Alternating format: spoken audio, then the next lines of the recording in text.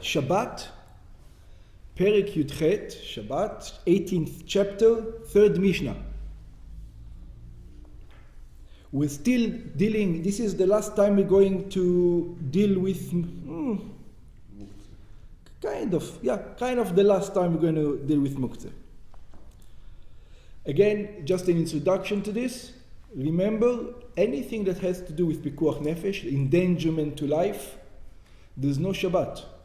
Even when you have doubt of endangerment to life, it's doubt, you don't know. Maybe it is dangerous, maybe it's not dangerous. You don't take a chance. Is that only a human being or only... Oh, that's exactly what we're going to be discussing now. Biur Mishnah Gimel, the introduction to Mishnah Gimel. Mishnatenu ba lelamed. Our Mishnah is going to come and teach us Keitzad nohagim beyoledet b'Shabbat. How do we treat a woman who gives birth on Shabbat? Number one, En meyaldim et habehema. One is not allowed to assist the birth of an animal.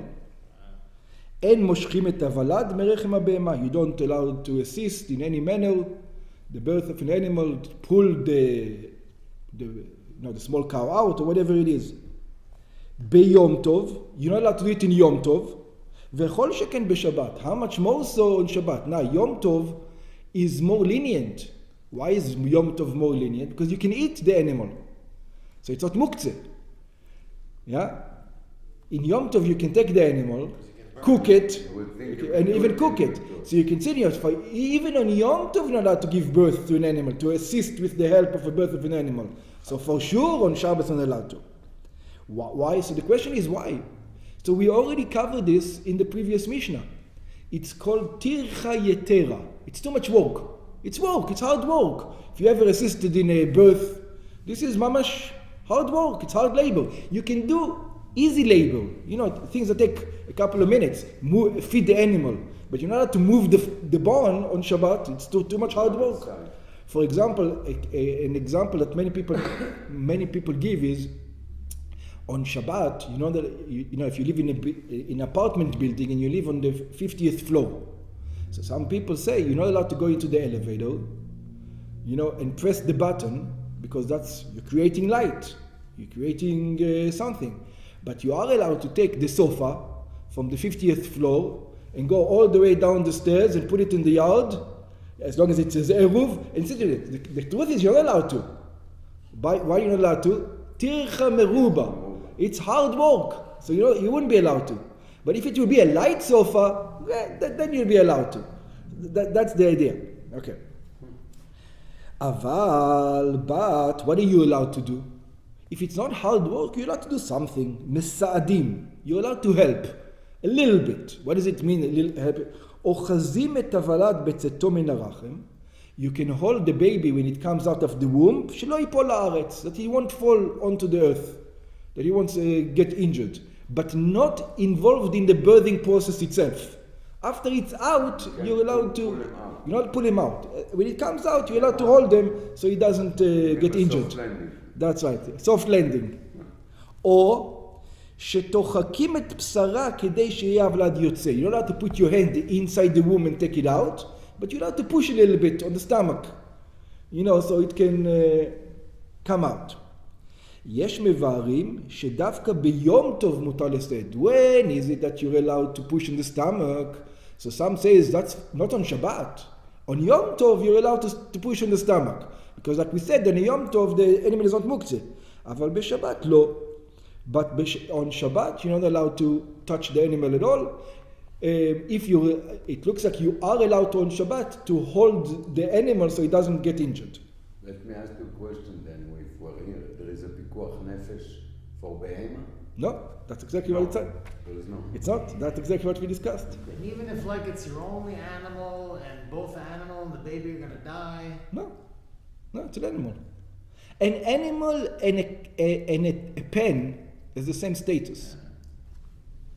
But that is the substance. He's not going to have gvina. He's not going to have milk. I know. He's not going to have nothing. The whole family's Your gonna poor guy, everything is going to die for him. He's going to be Your tractor is if you don't have your tractor, you can do plowing. You can do nothing. The whole thing is injured.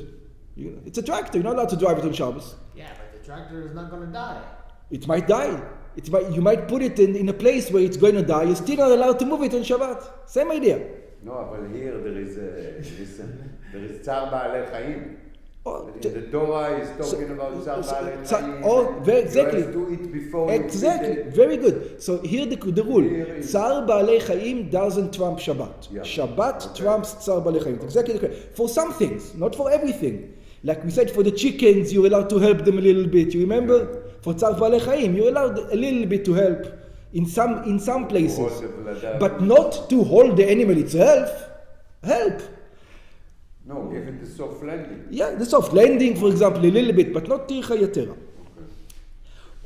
But when it comes to a woman, מילדים את האישה בשבת. You're allowed to give birth, help with giving birth of a woman on Shabbat. ואין צריך לומר ביום טוב, and of course, in Yom Tov. And that's not only yourself. It's not only you're allowed to. What you're allowed to do, in other words, you would think that you're only allowed to help in the process of giving birth. It says no. For example, you're the husband, your wife is starting to give birth. So what are you allowed to do? קוראים לחכמה. You're allowed to take the horse and the wagon, drive down the village to the other side of the village, call another woman that knows how to give birth, put her on the taxi, on you, and take her back. And you're not really involved in the birthing process, even just to bring the birthing process to her, the woman who can help her, even that you're allowed to. Should you have tried to do all that ahead of Shabbat? No, you don't know, it's birth. I know, but it's coming soon. So No, you don't have to. No. It's not something, we will see later on, you're right, on something they will require you to do, but for pikuach nefesh, you don't have to. You can do whatever you want. וקוראים לחכמה, מזמינים בשבילה מיילדת. This is פיקוח נפש? פיקוח נפש. A birthing woman is פיקוח נפש. By the way, not only at those times, also at our times. Also at our times, it's פיקוח נפש. Yeah. מזמינים בשבילה מיילדת, ממקום למקום, from place to place, you take a doctor you bring for her, אפילו ממקום שהוא מחוץ לתחום שבת, even from a place that is outside the city limit. ומחללים עליה את השבת, and continuous, not just for the birthing process itself, later on, you're allowed to do all kinds of work for her for Shabbat. like maybe cooking food. Even cooking food. כדין חולה שיש בו סכנה. She is considered to be a sick person that is in danger of life. וקושרים את הטבור של הוולד שהוא קשור במעי אמו. So the question is, after you give birth to the baby, maybe you shouldn't do any kind of jobs that are not necessary.